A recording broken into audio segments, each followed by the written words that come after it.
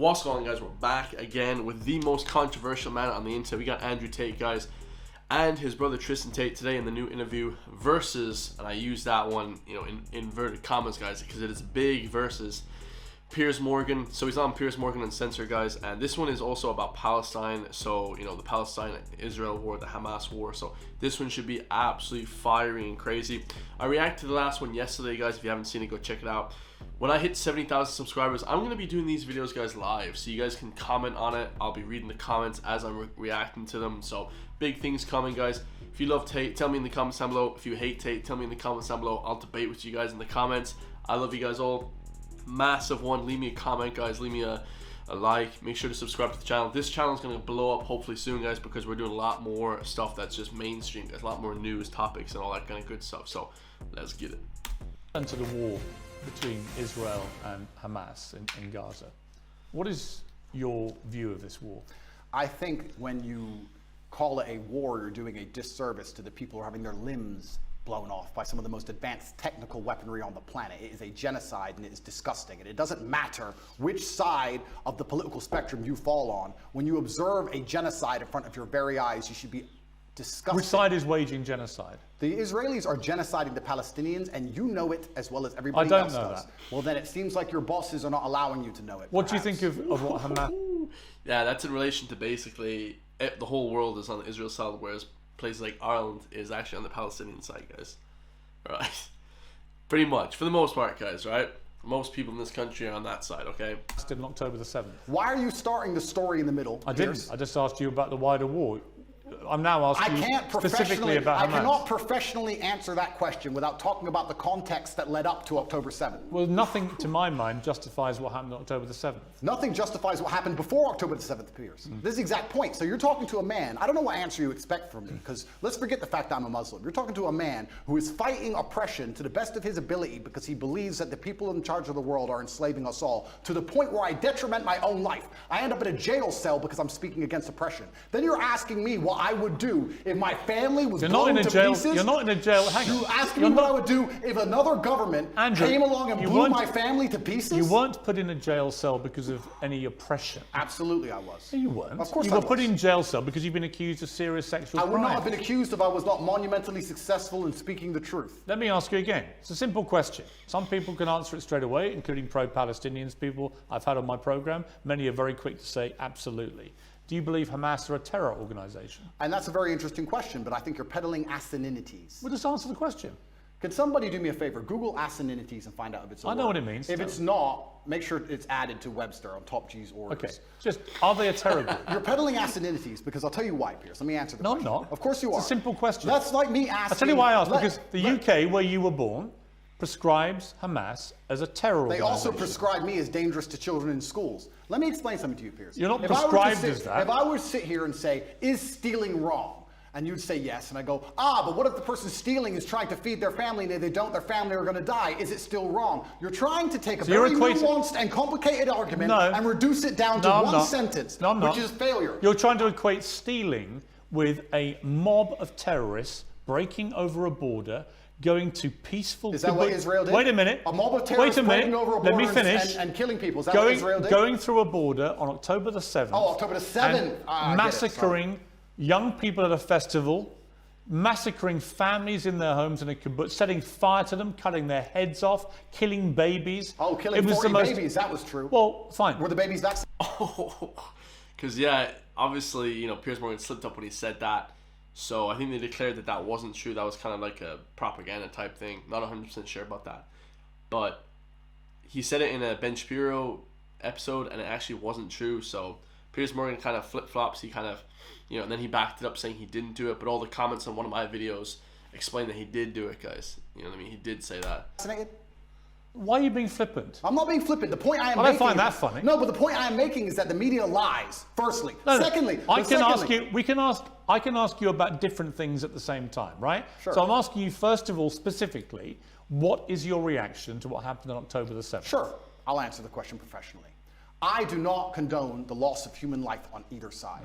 I think anybody doing anything which directly damages civilians is disgusting and abhorrent. However, I would be an amateur if I could not sit and pretend I do not understand the motivations behind either side. This is not even me taking a side. I understand why Israel is doing what it's doing. I understand why Palestine is doing what it is doing. However, I still call the Israeli actions absolutely abhorrent and genocidal. Okay, we're going to come to Israel's actions, I promise you. We will ask that question specifically.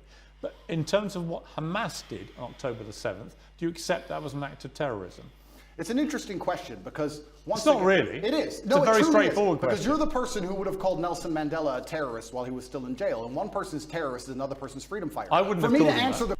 Yeah, I said that in one video, guys, and that video blew up, bro. Like, so it is, you know, whichever part of the country you're from, you're gonna look at it a different way, right? So.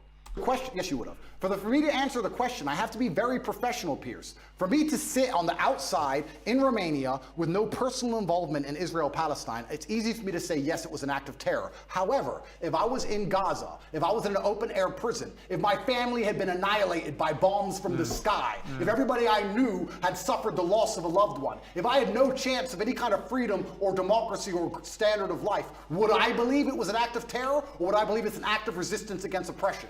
You have to be very careful how you answer these questions. So what do you think? I think I understand what happens when you take people and put them in such an inhumane condition. For anybody to sit and say that you're going to take people and put them in absolutely inhumane conditions and give them no standard of life, and they're not allowed to ever fight back, or they are terrorists. But I can agree with you. Anyone who does that is an amateur. I can agree with you that the plight of the Palestinians for many decades has been absolutely shameful. So what did we think was going to happen, Piers? No, nothing justifies what happened on October the 7th. So what are they supposed to do? Nothing. So what are they supposed to do? That was an act of medieval barbaric terrorism. Nothing justifies it. Did they suffer acts of medieval? Your attempt to try and equivocate. Did they suffer acts of medieval barbaric terrorism before that date? Yes. And it's unfortunately an eye for an eye in this world. Tell me, I'm not condoning. I'm being a professional and answering to you why it happened. Give me one example. Let me tell you the reality of the world. What Hamas did was an act of terror. An absolutely despicable act of terror, and should be called exactly what it is. And they are now demonstrably a terrorist group. That is why they were rightly prescribed that by the UK and America and other countries. And to try and pretend they're not makes you sound like Jeremy Corbyn. I can't think of a worse insult to throw at you, right? So I don't think me and Corbyn agree on that. But I also think there are legitimate questions to come about the way Israel's responded. We can come to that. But I just want to ask you one more time. Is what Hamas did on October the 7th an act of terrorism? I think, Piers, it is peddling asininities for you to pretend that enslaving people... So you sound like Jeremy Corbyn now. No, let me answer the question. 15 times he refused to answer the question. Let me answer the question. You're now up I'm to not about... refusing. You're now about 3 or 4. If you look... Are they a terror group or not? They're one team's freedom fighter, and they're deemed a terrorist What do group. you think? I think that if you lock people in an open-air prison and steal their land, they're going to retaliate. So they're not a terror group? I think they're going to retaliate. They're not a terror group? One team's terrorist is another Okay, we're now up to fighter. about 8. Are they a terror group? And also, another thing I want to make clear to you, Piers. Only Jeremy Corbyn has done this. Done what? Refused to answer the question. I think that what they are doing is seemingly deemed an act of terror by the people that the terror... Don't use weaselly words. They're not weaselly. Of course the Israelis think they're a terror group, and of course the Palestinians think they're freedom fighters. It's stupid that you're asking the question. Most of the civilized world thinks they're a terror group who committed an act of terrorism. It's not difficult. What they did was an act of terrorism. And I think that if Israel continues to conduct acts of terrorism on the Palestinian people, they're going to do nothing but strengthen the reaction. Well, that's a different conversation I'm about to have with you about Israel's response. But before I get there, one more time, is Hamas a terror group who committed an act of terrorism? I think that when you lock people in an open-air prison, you're going to have to expect you're not going to retaliation. Answer. No, because I have to... There's people who are... First things I want to say, Piers. If you don't mind me saying, I think it's spineless. Sure.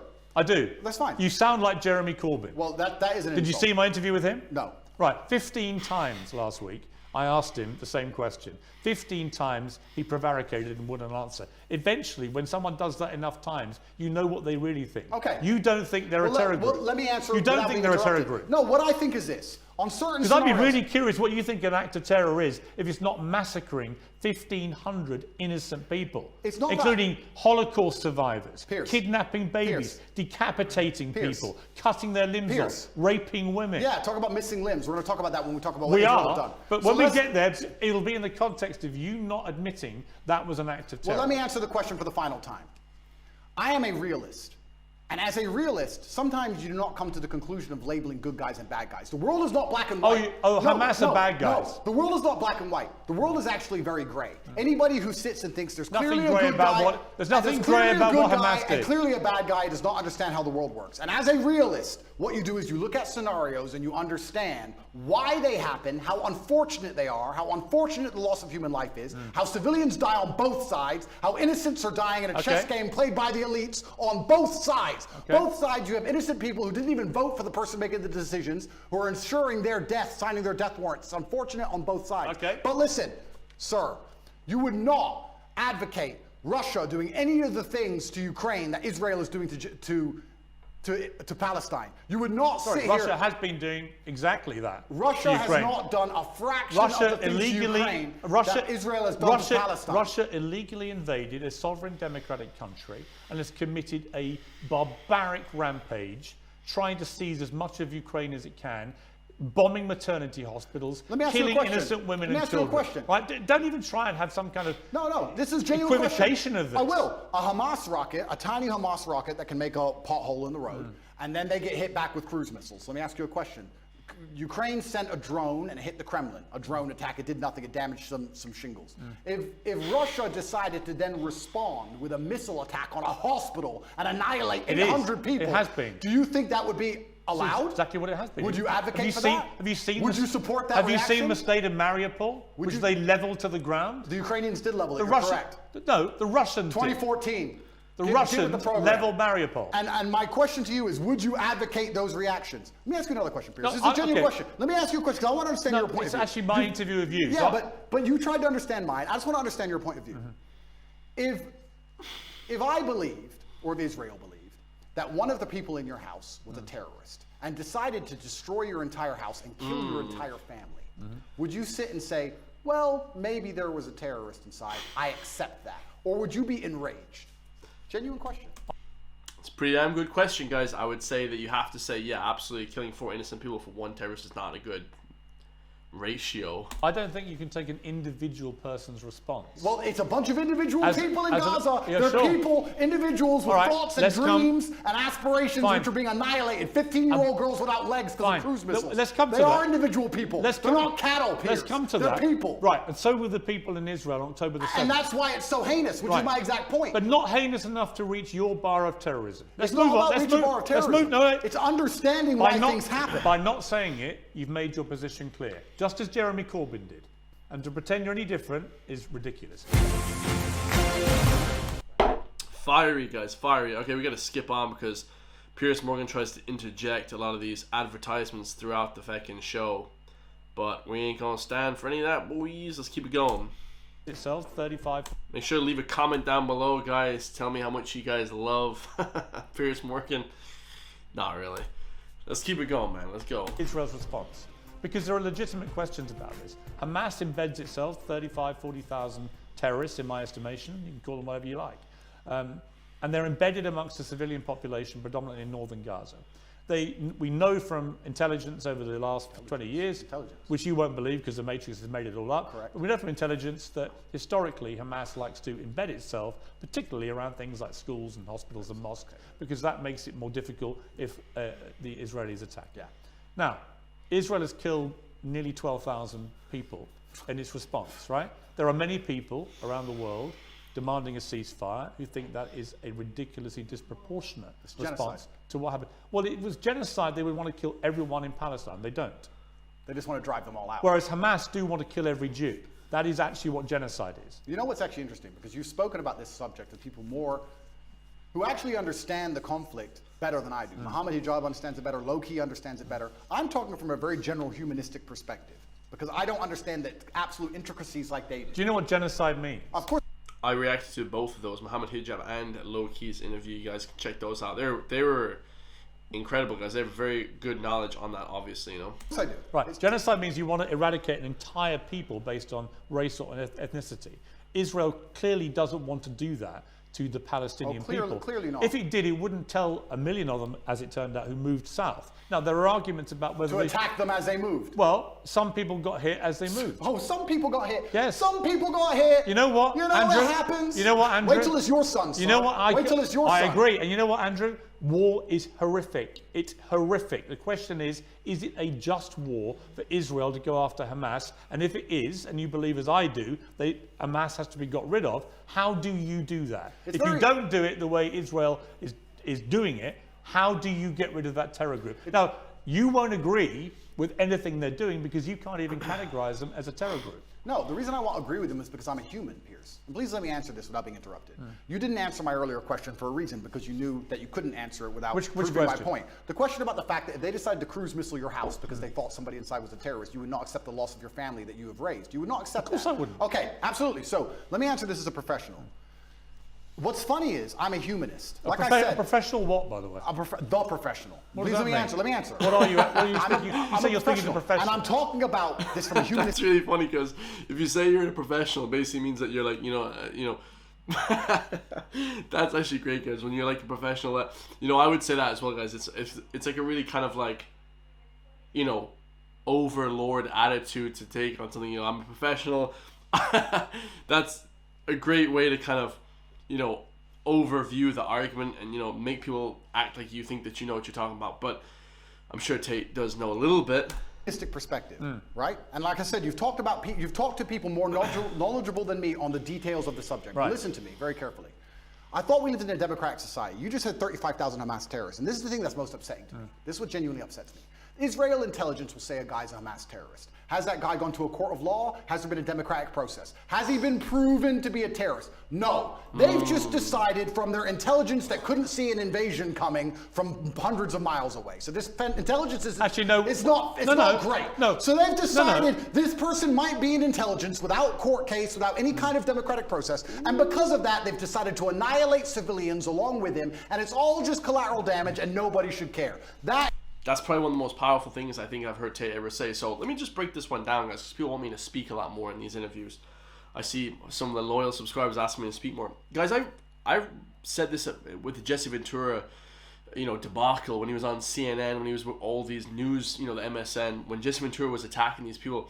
There was no indictment of people like Osama bin Laden. There was no indictment of all these people, guys. This is a fact. This isn't like a made-up conspiracy theory, right? There's no indictment of any of these people that are shown to cause terror, right? So there's no court case. How can you convict a guy if there's no court case, no indictment? You actually have to follow the democratic process to arrest people and follow through. But then I think when you sign something like the Patriot Act and these different acts that you bring into basically into the into the government or into the world, right? Then you kind of just get rid of all that. There's no need for any democratic process. Like, oh, this guy's innocent. This guy's guilty until proven innocent. Just go kill them all. They have Guantanamo Bay where everyone's just locked up. We don't know who's who of who. This guy was in a room with these guys, lock him up too for 20 years. Like, there's no real process to see who's innocent or not, guys.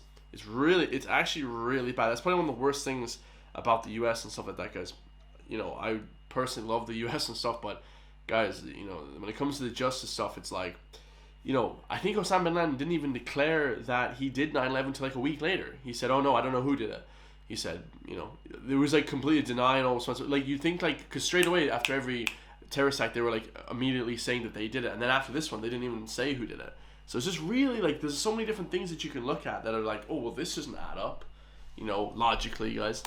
That is not a humanistic perspective, and that is disgusting. And any person in the West who is advocating for that is a hypocrite. And because if it was turned on them, right. if the American government said, we think the person in your shopping mall, one of the people you were shopping alongside in the mall, might have committed a crime. We didn't take them to court. We think they might have, so we killed your whole family. Right. Get over it. So the last time is a clown and a hypocrite. So true. So the last time, What do you expect full-grown men to do? I'm about to respond. What do you expect full-grown men to do when you kill all of their families and leave them locked in an open air Let me prison? respond. The last time that Jewish people faced an existential threat was in World War II. And the Nazis, who wanted to take over the world and kill every Jewish person, the Nazis were ultimately defeated by Winston Churchill leading the Allies. And Winston Churchill, in the process of defeating the Nazis, killed a lot of German innocent civilians in the process. Do you think that was justified? Let me ask a question. Was it, well, no, I asked the questions. Was it justified? Sir, I believe, and let me just get this right in my head. Yeah, think about it. No, I don't need to think about your question. I believe that the Nazis, which were obviously heinous, I'm not advocating anything they did, it's disgusting, the Nazis. I'm glad we beat them. I'm actually a huge Were they fan. terrorists? Yeah, they were. Right. So I believe that they So were... when you massacre Jewish people, you're terrorists. When you do it in Israel. When you try and conduct genocide on a populace because you don't want them on land you say is yours, then you are terrorists. It's exactly what Hamas did on October the 7th. Exactly what Israel had did before that. So you've literally just described what Hamas do. You just described what Israel do. They're trying to genocide the Palestinians as we speak. And this is the exact point. So Israel... No, but to sit here... Hang on, so you think Israel are terrorists? I think that what they're doing now is disproportionate and genocidal. Is it terrorism? It's genocidal, so I guess that makes it terrorism. It's right, genocidal. so they're terrorists for responding to an act of terror, but the people who committed the act of terror are not terrorists. The way in which they're responding... You see the is problem in that argument? No. Really? Pierce, what they are doing now... Slaughtering 1,500 people in the way they did it is not an act of terror by terrorists, but a response from the people who are on the receiving end, rather like the response of the Allies in World War II to what the Nazis did. That apparently is the only act of terrorism. Didn't you say 12,000 people the Israelis have killed thus far? Yes. I saw a video of a 15-year-old girl with no legs begging to die. Yeah. She was begging to die saying, I have no future because my parents are gone or my legs are gone. It's horrific. I have no future. No, but you say that, right? You talk about numbers and statistics and you say a few people got caught. You don't think of Gazans and you don't think of as Muslims and Palestinians as individual people. Oh, yes, I do. No, you don't. Because I if you did, you would not be happy with what's happening. Don't you dare say that about me. Well, okay, then don't group them together in numbers. No, I've spoken people. for many years about the plight of the Palestinian people. I think it's outrageous that Israel has any control over their ability to function with water, with fuel, with other energy, and so on, and food, and so on. That's interesting. It is wrong. If you were in Gaza as a Gazan male of masculine fighting age, and you believed the things you currently believe, what would you do about it? I'm just asking. You know what? Nothing justifies the terrorism we saw on October the 7th. I never said you'd be a terrorist. I'm asking what you do. No. I understand why people in Palestine feel oppressed. I understand why they want freedom. I understand why they want the same rights as the people in Israel. Then here's a perfect... On that we agree. Absolutely, but nothing justifies what happened on October 7th. Well, here's where we disagree, Piers, because as a professional, when we both agree on the point that the people inside of Gaza are being oppressed and that their life is being detrimented and that they have no way of getting out, we, as a professional... And I do agree with that. I understand pressure cookers explode. You're pretending they shouldn't. You're saying that they should never explode. Nothing bad should ever happen. I'm saying nothing justifies terrorism. We should just be allowed to subjugate them for endless years and nothing happens. And I'm a realist to understand that pressure cookers explode. No, you're not. And that's what happened. No, you're not. We need a solution to the problem or it will continue to happen. You're not a realist because actually you are not accepting that what they did on October the 7th was an act of terrorism by terrorists. You won't accept that. You think actually they're freedom fighters doing some kind of resistance. And I say that is ridiculous and shameful. That's the difference between us. I understand that pressure cookers explode, Piers. Right. So you think it's perfectly reasonable what happened there? I don't think it's reasonable. I think it's a shame. Natural consequence. I think it's a shame. A shame. That's it. I think it's a shame that we're living in the world now where people are reduced to basically suicide to try and fight for freedom for their families if they have one left. Because they all committed suicide, those men who did that. Well, the Hamas... they didn't have a chance of survival. I think when you that's because they believe that they're martyring themselves and going to a better life. life. When you oppress people to the point where their family's dead and they have nothing to live for. So I think that's a shame. So do you support Islamic fundamentalism? Absolutely not. Do you support an Islamist ideology? Absolutely not. Right. What I support... So why do you support Hamas? I support justice in the universe. Do you support Hamas? I support justice in the universe. Do you support Hamas? No.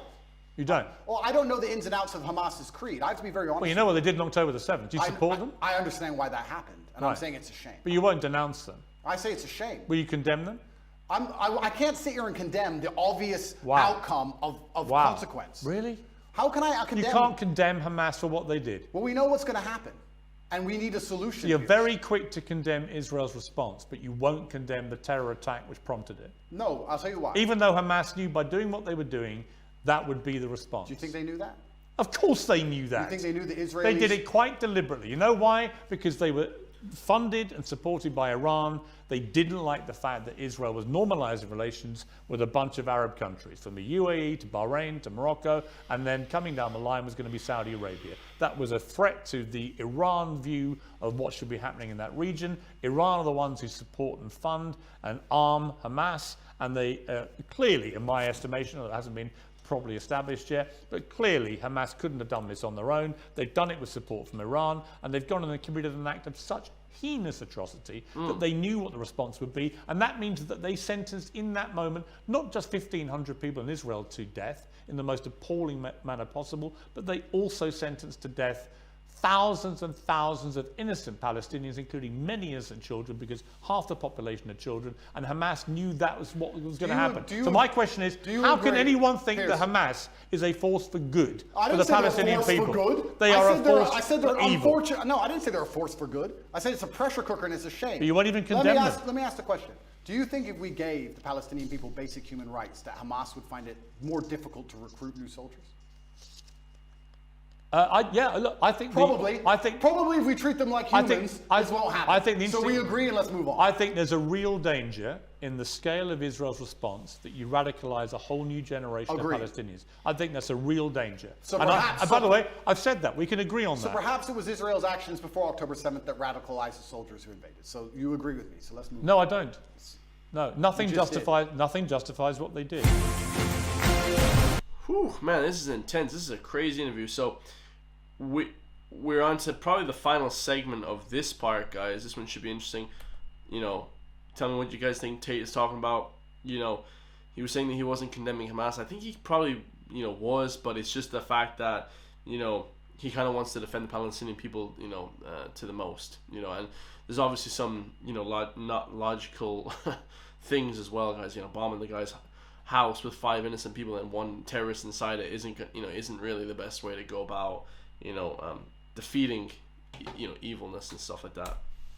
So definitely. Let me ask you about the reaction that you've had from certain people who I think at one stage you had a good relationship with. Sure. One is Jordan Peterson, and the other one Ben Shapiro. Let's talk about Jordan first. Sure. So they had like a Twitter feud, and they were both just roasting each other.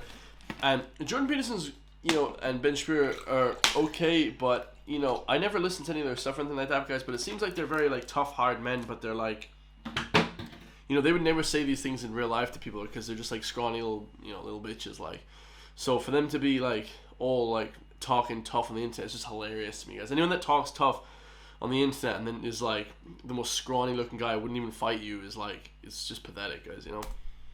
Straight up. So, and that's. You've had a bit of a to and fro with him, but what is your view of him?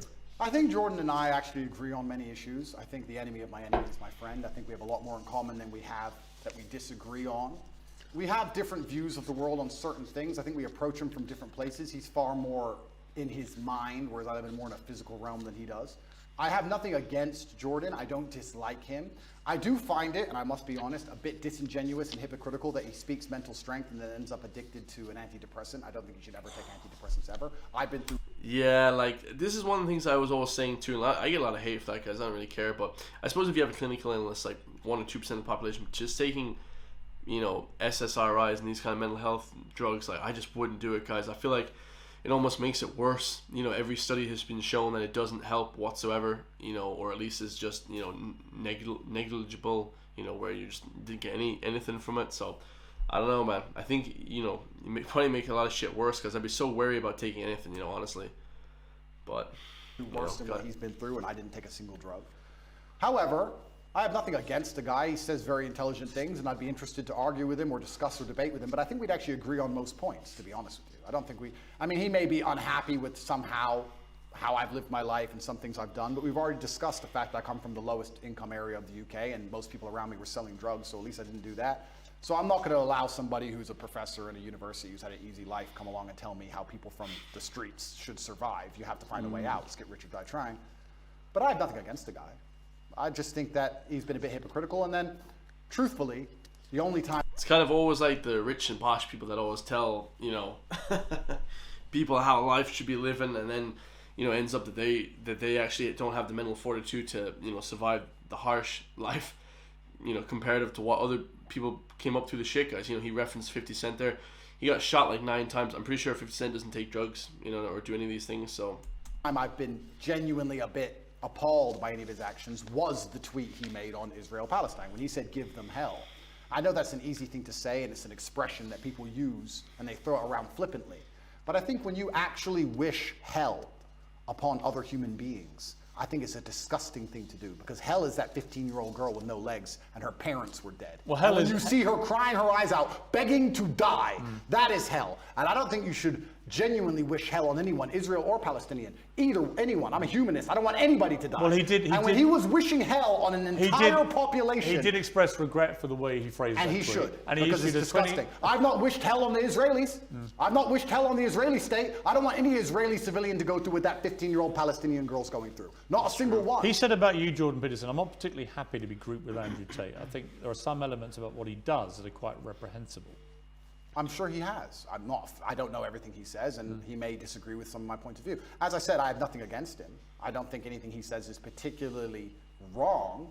I think that he's hypocritical because of the antidepressant problem, and I think that the fact he wishes hell on other humans because he gets emotionally involved in a conflict, which within 2 minutes of it sparking off, he's wishing genocide. I think that says a lot about his personality. But overall, when he speaks at length, a lot of the things he says are pretty well thought through and pretty constructive. I have nothing against the guy. Let me turn to Ben Shapiro. He said, let me assure you, as someone who's not pimped women and bragged about it, that morality requires that those who rape women and kidnap women must be eradicated, not negotiated with. He says, on my show, I won't be lectured on morality and toughness like Andrew Tate. His great idea of toughness and morality is pimping women and bragging about it on air, and then trying to quasi-walk it back while simultaneously maintaining many of the same positions and flexing his biceps. Listen, everyone should be able to tweet whatever it is they want. I'm all for an open discourse, even with people who I think are dead wrong on a lot of issues. But Andrew Tate is dead wrong on a lot of these issues.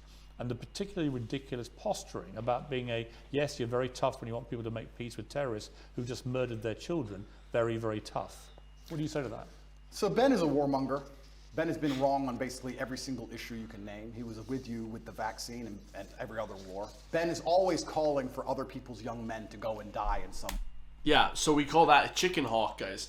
A lot of these tough fake guys, Trump is one of them, guys. I know a lot of people hate me for saying that, but you know, Trump sending people to die, and you know, although he did want to get people out of Iraq and out of Afghanistan too, but you know, a lot of these people are chicken hawks, guys. They're too afraid to go fight the wars themselves.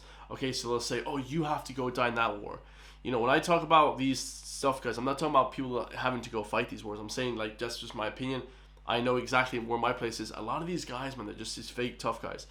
They say, you should go do that. You should go do the fighting. Well, why can't you do the fighting? Like, you pick up a gun. Go do something. It's chicken hawk, guys. They're chicken shits, like, and then they go and get other people to do their fighting for them, guys. It's real sad. War. He seems to love it. I don't know if he has short man syndrome, but he's always behind his desk calling about how important it is that big, strong men like me go and die. And the reason he tweeted that and said that is because when Hamas and Israel, at the very early in the conflict, I think it was 3 days in, were discussing possible peace talks, he tweeted, no, absolutely not, them, kill them all. And I said, Ben, as a man who's done his own fighting, because I've had a life of pain and violence, listen to me. Peace is always worth a conversation. What I said is that we should always be prepared to at least discuss peace. He, because he's a warmonger, said, no, peace is not worth a conversation. You're this, you're that, da-da. Because he's always sitting behind his desk. He must have a booster chair, and he's always running his mouth trying to invoke violence. Yeah, Ben Shapiro. I never liked Ben Shapiro, man. He was a bit of a bitch, man. He's always just trying to call for violence, but it's like, dude, you're like fucking 5'6" or some shit. Like, you know, you've never done a physical work of activity in your life. Why are you calling for violence? Like, you know what I mean? Have you ever even been in a bar fight? Like, have you ever done anything? Like, remotely violent. It's just like, dude, like, chill out, you know what I mean? Jesus. For war. And I find it kind of hypocritical because a man who's so small he would die if he was slapped on the street, sitting behind a desk and screaming for other people to be annihilated, I think is kind of, it's worse than I believe, it's insane. I believe if he was sitting here listening to this, he would say that what he's screaming for is for Jewish people in Israel to defend themselves. And he's a Jewish man. All Ben does is call for war. And I agree. Defending yourself. That's not all he does. That's all he does. And calling for war and defending yourself is very different than genocide. And Ben, like I said, overall, most of Ben's worldviews and mine probably align. We don't align on the religious sect. We don't rely on the religious points. Fine. But our overall worldviews about how society should function probably align on many of the key issues. I don't have a beef with Ben, and I don't watch his show, and I have no idea what he talks about a lot of the time.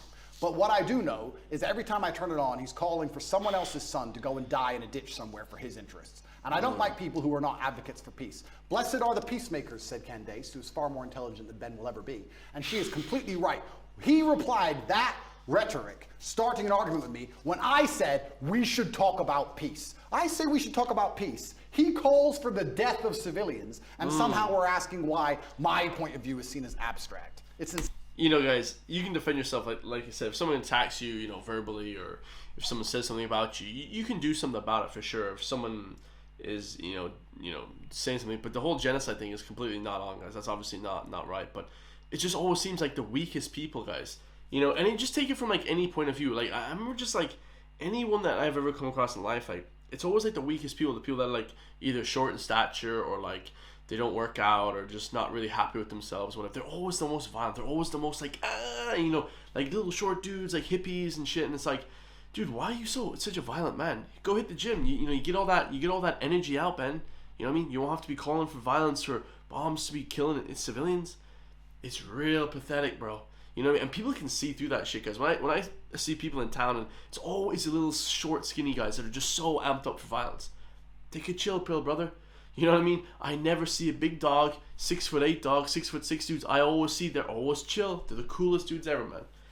The big guys in the gym, like it's always the little dogs. Like sometimes some of the steroid addicts in the gym are, they're calling for violence all the time. They think they're big tough men until a real tough guy walks in, like an MMA fighter or something. But it's always the insecure people, guys. Isn't that hilarious, man? It's crazy. I've never met a big, tall, strong guy that wants to see people do well, that wants to see people do badly. It's always want to see people do well. Crazy, man, crazy. Insane. Why can't we all just sit down and say the fighting must end? Why can't we do that? Why can't we sit and say, nobody should be dying, let's stop using the most advanced military weaponry on the planet to blow the limbs off children? Why can't we say that without being deemed some kind of terrorist sympathizer or anti-Semite? It's insanity. Trump came along and didn't start a single war. He's the only one who didn't. And they're going to come along. Well, that's not 100% true, guys. As I explained in the beginning, Trump did say a few things about going to war. Now, he did say things about going to war. He just wanted to stop war with North Korea and stuff like that. And, he was calling for like a lot of these other different... I know he was against it for a few other reasons, and I'll give him that. That's a good thing that he was. But there was a few other things that he did want to kind of escalate and shit like that. So, and he did go and, kill other innocent people, not innocent people, but, civilian attacks as well. So he's not just the most innocent guy either, guys. You know what I mean? Along him and make him a bad guy. When a new president comes in, it's just endless war and death and killing. Have you seen a dead body, Piers? Have you seen people lose limb? It's disgusting. I know what's happening over there. Have you seen that? I don't need to tell you about the parts of my history that I'm not prepared to share, Piers. You've seen people... I said it to Ben. I said people who have done their own fighting and seen their own violence and have seen people bleed out in the street from a stab wound are not going to be so smart and so quick to sit behind a desk and call for the death of innocent people. It's disgusting what's happening. I don't want anyone to die on either side. And when I come along as a peacemaker and say, this is insane, because he's a warmonger, because he has chosen blinkers and sees one side of the argument and refuses to accept the humanity of Palestinians, he says I'm a bad person for calling for peace. Well, you know why? Because he'll probably listen to this interview and say, this guy can't even describe Hamas as terrorists. If Ben Shapiro thinks bad of And if you don't think what happened to the people in Israel on October the 7th is an act of terrorism, did I not just say then you are, I want all people then to you stop are just dying? You are just as partisan to one side as you believe Ben Shapiro Did is I to the other. not just say I want all people to stop dying? Piers, don't interrupt this. It's 2 sentences. I want all people to stop dying. However, I understand what is going to happen when you create a pressure cooker. That is my answer, and it's extremely professional. I don't want anyone to die, and because I don't want anyone to die, because I'm a peacemaker, because I'm a humanist, I understand you cannot lock people in an open-air prison for an undetermined period of time without provoking terrorism. So out of interest, what would you have done if you'd been in Israel after October the 7th? That's a really interesting question, and I think there's people who are more qualified than me to answer. Given that Hamas last week said, we're going to try and do the same thing again and again and again, what would you do to defend the people of Israel? Good question. They have the Iron Dome, which is largely effective. I think that their border security is usually effective. It's very interesting that it wasn't on. So you would say they would do nothing then, other than tighten up security? I think if I was truthfully, I'll answer the question. if I was truthfully in charge of Israel, I would have found out how our border was penetrated. I would have made sure that was impossible to do. I would have had large conversations and discourse during that period, which would probably take weeks to ensure that my border was impenetrable because we were at no genuine threat of a repeat attack. And then I would make it clear that there will be some repercussion unless there would be some repercussion unless we can come to peace terms. I don't think the Hamas doesn't want peace. Of course not. But I'm saying that's their fine. stated position. Of course. So there's not mean okay, peace but you're with asking Hamas. what I do. I would have found out. First things first. I'm a man. So first things first, you fix the problem. Okay, our border's been penetrated. How do we make sure that doesn't happen again? Sure, How did it happen? Internal investigation. Of course. Let's make sure the border is secure. Now our civilians are safe. Our civilians are safe, which buys us time. Let's have a conversation and see if we can actually reason with Hamas. If we can't, then there might be some military intervention. Then what? But there certainly wouldn't be bombing hospitals, cruise missiling refugee camps. There wouldn't be any of the things that's going on now. Absolutely You not. wouldn't try and attack the people that No, did it. because this is a rushed and emotional response. And that's what I would have prevented. I would have made sure as a man I didn't make a rushed and emotional response. I would So have you'd secured my border. be more like Neville Chamberlain trying to do peace with the Nazis than Winston Churchill trying to kill them. Well, Yeah, that's an interesting question. you're an appeaser, not a warrior. Well, I still think I'm a warrior, but I think that when you're a warrior, you have to be very capable and. Oh, but that's what Neville Chamberlain's view was. We should do peace with the Nazis. You have to be very understanding of your power, and you have to use it responsibly. And just like I said earlier, when I'm trying to be responsible about what I say to the young men of the world, I would understand as Israel, I must be responsible with my massive military might to make sure I don't kill civilians. And I would sit and try and make a measured response, and I'd be a professional, and I would consider them human beings, and I would secure my border and try and come up with a plan better than, oh no, I'm mad, I'm emotional now, let's go kill everyone. I think that's the wrong. That's what they did after 9/11, guys. There was no inquiry, there was no nothing. Just the next day they just invaded a sovereign country, or Iraq and Afghanistan, all these different places. Whereas they could have done like send in like Navy SEALs or send in like big platoons of like special forces guys and kind of systematically gone through like that. Now that is tougher for sure. It is easier just to carpet bomb the whole place, but it doesn't lead to better outcomes because you actually end up creating more people because their parents, the innocent people get killed and the kids see it and then they grow up to be terrorists. So it kind of is like a cycle, Response. Correct. I don't think that's the right thing to do. We've spent a long time talking. You're going to find out at some stage today or in the next few days whether you're going to get your possessions back. That'll either happen or not happen. But then there's likely to be a trial, and that will determine how you spend the next 10 years of your life, almost certainly, which is a sobering thought for anyone. Yeah. When you look back on the whole arc of the last few years, you've expressed some regret because of your turning to Islam, your change in your philosophy from a religious perspective. You've acknowledged that some of the stuff you used to do was immoral. Do you look at the journey you've gone on here and think that in a way, notwithstanding the Matrix and everything else, that maybe you yourself could have done things differently to avoid being in this position? Absolutely. I'm a man and I take absolute self-accountability. You have to, as a man, your superpower is looking in the mirror and understanding everything that happens to you, both good and bad, to a degree is your fault. It could have all been influenced. I could have avoided all of this. I could have avoided the Matrix attacks, I could have avoided jail cell, if you don't let me using that term. I could have avoided all the negative press. I could have chosen to work in Starbucks and just stayed nobody. I made choices that put me in this position. And this is really important, guys, for all my loyal subscribers watching this. The things that you do today, guys, if you want to have money and successful and have status and have a network when you're older, you have to kind of put yourself in harm's way a little bit, guys. Me making these videos, guys, not a lot of people are going to agree with this shit. I know a lot of people are loyal. I don't really get that much hate comments, but will it negatively affect me in the future? Who knows, guys? It could make it that I potentially will never hold a job ever again, or it could make it that I'll potentially become the richest person in the world. You see how that works, guys? You have to kind of do something. What's that phrase, guys? Do nothing, say nothing, you'll be nothing. Very powerful phrase. Never forget that phrase, guys. If you don't do anything or say anything or hold a stance or be critical about something or actually try and push yourself every single day, consistent discipline, I should have said, then you'll be nothing, guys. You'll just work in Starbucks your whole life, and if you want to do that, that's okay. But for a lot of people, guys, like myself, I don't want to do that, guys. I want to be a political commentator or a commentator on the internet anyways, for news, entertainment, all that good stuff, have a network. That's what I want to do, guys. Do you want to do that? I'm sure a lot of people out there have massive aspirations. Be an Olympic swimmer, be a dancer, whatever, guys. You have to put yourself in harm's way a little bit, guys. You can't just sit back and do nothing and watch the world go by. You'll end up at 80 years old with huge regrets. Simple as, guys. That's kind of one of the main reasons I'm doing this channel, and I love it. I take responsibility for them. I said things on the internet in a satirical way on videos that got 110 views when YouTube was brand new that I did not expect to become the most viral videos in the world, because I didn't expect to become the most famous and known person on the planet. That's all true. I'm not saying I have no part to play in any of this. However, I can still say that I'm completely innocent. I can still say that it's only my fame and notoriety that has inspired the prosecution service to try and even put me in jail in the first place. I can still say that there's some unfair policing in the world depending on your political views. I can still say all of those things while accepting absolute responsibility for the situation I am in. Andrew Tate, thank you very much. Thank you, sir. Uncensored next, Andrew Tate's brother and confidant Tristan, who's facing the same criminal charges in Romania, speaks to me exclusively for the first time. He said, Okay, let's get it, guys. That was awkward. Let's go. Let's get it, bro. Come on, guys. Hold up, man.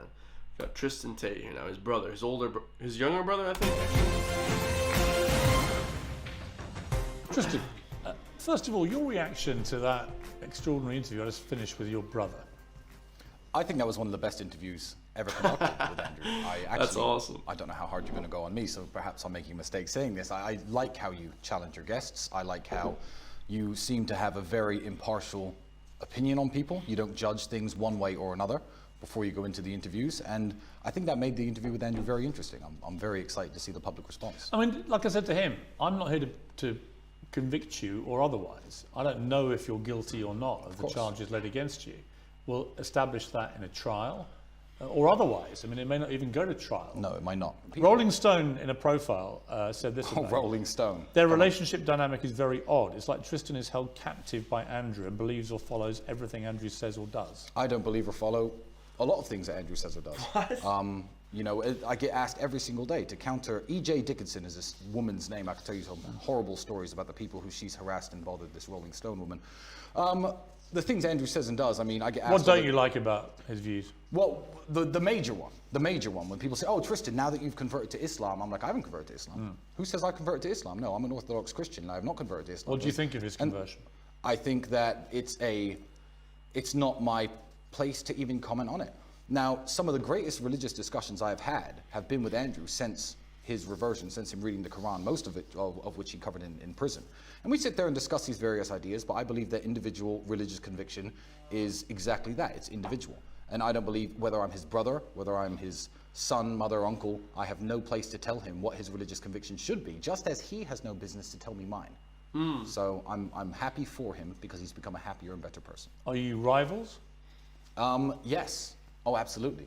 But in the best and most healthy way.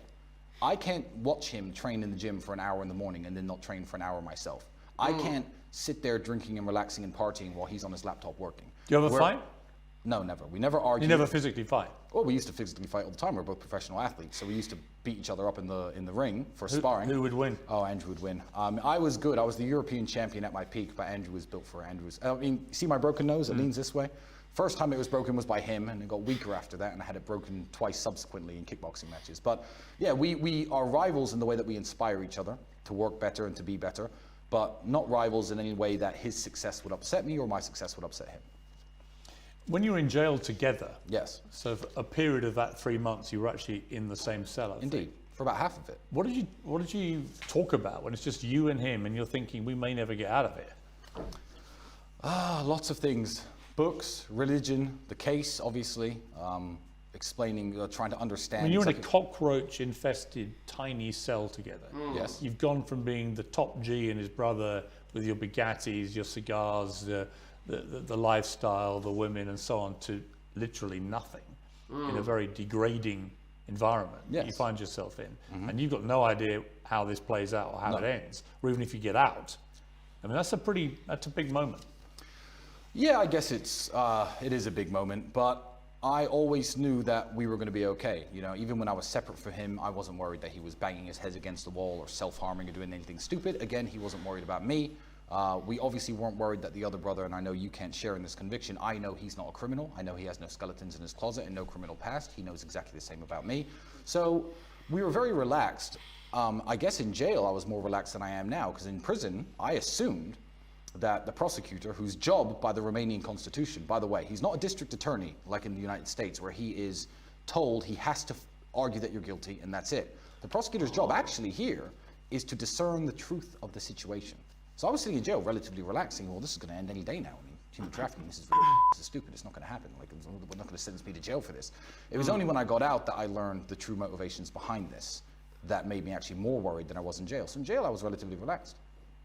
Trained every day, ate their horrible food, did my push-ups. It was all right. Mental break, no electronics. People often say, and it's certainly true from people I've interviewed over the years, that you're a product of your environment, particularly of your parents. Yes. In a November 2011 Facebook post, your father, Emery, wrote that the eternal problem of the alpha male was protecting his flock of women. He said, the times I struck a woman, brackets, in passion, I never left a mark, no trace, hyper control, super control of a human animal. They love me still. I've never heard that before in my life. I'm smiling, man, because I can imagine his voice saying it. You can. I can imagine his voice saying it. The only times I've struck a woman, in brackets, in passion. Have you ever struck a woman in passion, Piers? No. You haven't? No. Not a little spank? Well, Not once? Let's keep this above board. But I want to, Piers, but I'm saying, like, I understand how you're trying to phrase this. No, I don't understand. Again, my father is dead and can't no, defend himself. I'm not trying to phrase it in any way. I'm just curious what you think he meant by that. I honestly don't know. I mean, keep in mind, my father died when I was 27, and that post was written a long time ago. I've never heard it before. I've never seen it before. But what kind of father was he in terms of the values he instilled in you and Andrew? Oh, he was a wonderful man, and he was a very protective man over his family and the people he cared about. I mean, they got divorced many, many years ago, but even with his dying breath, he would have jumped in to fight 10 men to defend my mother and her honor. That's the kind of guy he was, super protective and super, involved in everyone he loves life, even if he was far away. The phone calls were constant, the emails were constant, and he held us very accountable as young men. Andrew tweeted last year, my dad was a chess genius, CIA operative. My mother was a dinner lady. They had nothing in common.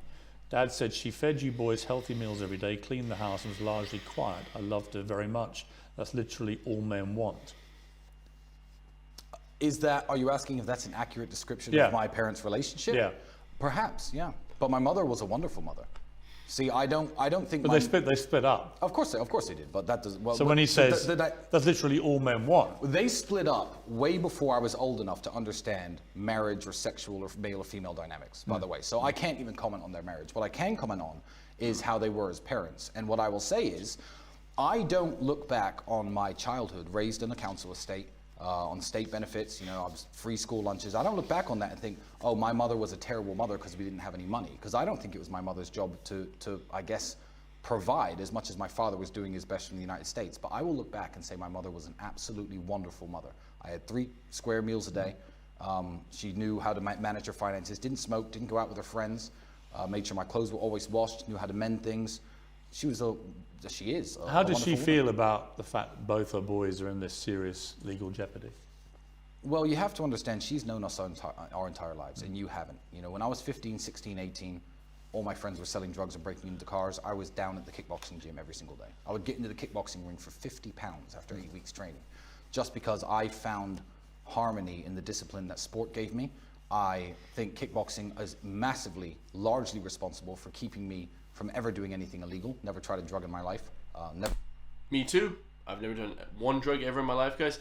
And I've been working out since I was 15, 16 years old.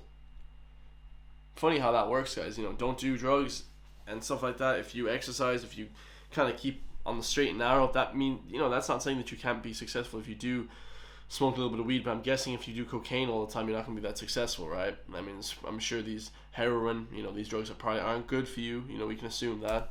Never broken a law in my life. Never broken any law? Oh, speeding. Right. We're talking, I'm talking about serious crimes. And my mother's known that even at my most desperate and my most poor, I would come home to her and sleep on her couch for 6 months, as opposed to do anything illegal, and try to find an honest, good way of, legal way at least, of making money.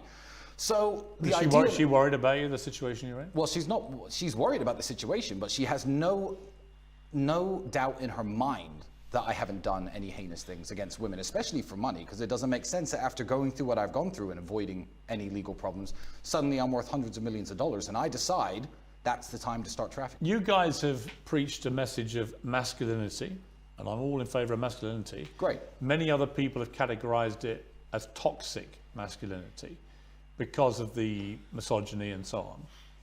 Do you feel that maybe you have collectively gone too far in the misogyny, and that has been, again, one of the reasons you find yourself in the problems you're in. Well, again, when I say first, the kind of alpha male what have I rhetoric. Said, what have I said that's misogynistic? No, I'm just asking you generally whether you feel that's part of the problem. I don't think that's part of the problem. I don't think it is a problem at all. I think that when somebody has been speaking on the internet for a decade, you have to understand that, first of all, lots and lots of content is produced, and it's very easy to cherry pick and to take things out of context. Sure. And number two, the man speaking on the internet 10 years ago is not the man sitting and being interviewed by you today. That's Who true. I was when I was 25, That's I fancied true. myself a bit of a dating coach. Used to give people advice on how to meet women and how to pick. Yeah, that's how I fancy myself now, guys. You know what I mean? Dating coach, but not really. But I like to help people, a bit of a coach, you know, that kind of stuff. But I'm sure when I'm 35, I won't be thinking like that, guys. You know, I absolutely know that I won't be thinking like that. It'll be more business related, right? That's not how I live now. I'm 35. I'm not 25. You at 25, I'm sure we're very vastly different than you are today. So, you know, I don't think there's a problem with anything I've said, because I've never advocated for anything illegal. I've never advocated for any crime. I do not advocate for drugs. I do not advocate for violence. I do not advocate for any of these things. So if Andrew said that women can't drive as well as men once, like, it's very easy to jump on that and say this man is the world's biggest misogynist because he said X. Look, I just think it's, for me, when I look at all the rhetoric, the stuff that I find most problematic, to use the phrase of the buzz phrase of our era, Absolutely. is simply where I feel like if it strays into that misogyny, I think you let yourselves down. That you have a good message in many ways. You know, a lot of the stuff, notwithstanding the serious charges you're facing, and we'll have to see how that all plays out. And maybe you both are very different people to the ones you're claiming to be. We'll find out, right? But in terms of your general rhetoric, I find that constant running underpinning theme of misogyny and about where a woman's place should be, that is the problem in terms of the influence on young men. They shouldn't all be walking around thinking that a woman's place is only in the home serving their men. And that somehow their only thought process each day, women, should be, how do I please my man, not can I get a fulfilling job or any of those things. But no, you stay at home, self-improvement, make yourself look good, obey his instructions, all that kind of stuff. But Andrew talking about the way that he wants his relationships to work. He's entitled. He's entitled to what it does. Advocating and forcing Don't for get the me whole world to see things his way. Yeah, but that's the delusion, because because you can say he only wants that for himself, right? And tell you by what, the way, Piers, he's allowed any relationship he wants. But when you pretend that when he says those things, they're not amplified to literally tens of millions of impressionable young men. But here's why you're wrong. Then you know that's not true. Well, here's why you're wrong, because you assume that Andrew Tate, for some reason, in this conversation, is the only influencer in the world and the only person people listen to. Because he's not at all. Not at all. The internet. But I'm going to tell you, he's one of the most influential. Yeah, no, he absolutely is, and that's great. And that's the part of his influence that I think is a potentially malevolent. Great, and it's wonderful and good, and you don't have to like it. But let me tell you, every force has an equal and opposite force somewhere else. So on X, Elon has now legalized free speech on that platform. So there are differing opinions on every single aspect of life, including how you want to date women, what kind of music you should listen to, what kind of cars are good, what kind of whatever it is. So for every Andrew Tate out there, there's some feminist OnlyFans model who lives in Florida who makes rap music who's saying that men are nothing and men aren't. So the people who are listening to Andrew Tate aren't listening to Andrew Tate. They're listening to the internet as a whole, and I believe Andrew. That's true, guys. I will say this, man. When you just take people like Tate or whatever, these red pill guys or black pill guys, whatever, you gotta understand, guys. The internet is so massive and vast. You know, if I was to stay on the internet 24/7, 365, I wouldn't be able to get through the amount of people that are putting out content. So to assume that people are only listening to one point of view like Tate and not listening to other people's point of view, and he's somehow manipulating people, you know, maybe if they're younger or whatever, it'll probably affect them. It's just very strange to me. I don't understand, like, people think that there's like only one side of the coin here, you know? Whose message is one, overwhelmingly positive, absolutely overwhelmingly positive, and I believe he's a very important mark on that spectrum of opinions that exist out there, because when you delete Andrew Tate, the mean average of people will drift down this toilet of degeneracy and become less like Andrew Tate. He's a professional athlete with a completely clean criminal record, by the way, who's massively financially successful, who's kind, who's generous. He runs his own charity. He's the best brother. He's the best father. He's the best uncle. He's an absolutely wonderful man, and I would love to see more men become like him. So I like his opinions, and I like the fact that he's out there. Tristan Tate. Thank you. It's been a pleasure. wasn't until I got to Ukraine where I really felt. So yeah, that was a very, very short interview with his brother at the end there. But yeah, very interesting interview. So Tate was mostly talking about the war, and then obviously we had Tristan mainly talking about the kind of, female male dynamics, relationships, black pill and stuff. Yeah, really interesting, guys. I feel like, honestly, a lot of the stuff that I be reacting to on the internet now is like completely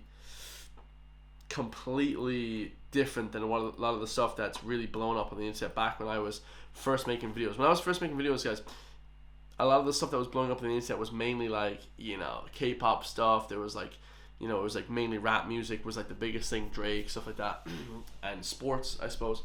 But now it's some kind of drifted into more red pill, black pill. It's kind of pick up artists and stuff like that. At least the way the internet's kind of going, OnlyFans type stuff on the left side or whatever, or the liberal side. And it's just like so crazy that there's no basically one way to look at stuff. I'm sure there's some people out there that are like, OnlyFans models, or like, guys that make money from whatever, and then they also support Tate. And, everyone crosses over. So to say that people are blindly influenced by these guys, I mean, look at the last interview, guys. In one day, he got 3.6 million views. That might rise. It might go pretty high. It's pretty high. But there's interviews here, guys, that have 20 million views, 11 million views. You know what I mean? So, like, not sure even if he is one of the most influential people in the world anymore. Probably. You could assume that. But in terms of like the overall picture, guys, is fresh and fit. There's just so many people nowadays that are just like say worse stuff. He have much worse messages, but they're not really being put through the ringer like him because he kind of got to that level of fame. So interesting to see. I love you guys all. Let me know what you all think in the comments down below. I'll see you guys in the next one, man. Peace.